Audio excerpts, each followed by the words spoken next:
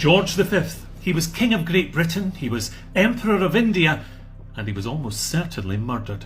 Stay tuned and I'll tell you all about it. On the 20th of January 1936, King George V's personal physician, Lord Dawson of Penn, scribbled down a message which was to be sent out to all the newspapers of the British Empire. And it said very simply, the King's life is moving peacefully to its close.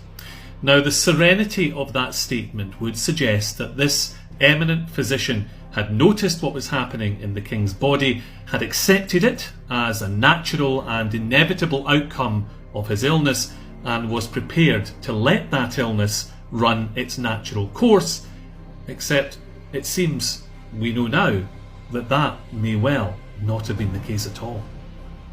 George V, a man who, to me, always looked a bit like the epitome of a king from a Hans Christian Andersen novel, with his neatly trimmed, pointy little beard and his notoriously bad temper.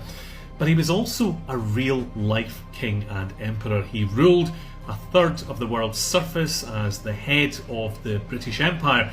And you'd think that a man who was so loved, so popular, and quite frankly, so powerful would be very well protected and relatively safe from assassination, except it seems that that may well not have been the case.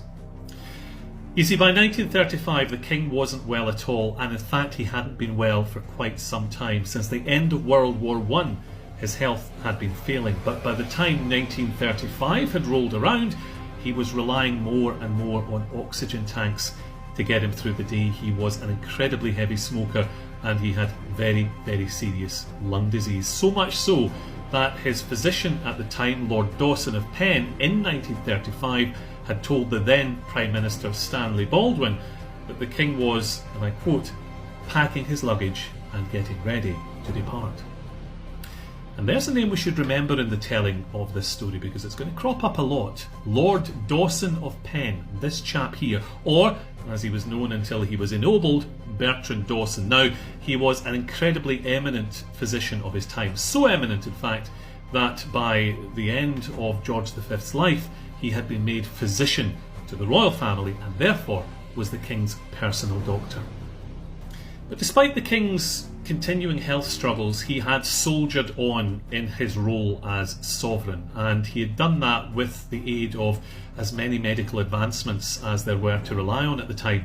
But by the beginning of January 1936, it had become incredibly clear that the King had turned a very serious corner, and that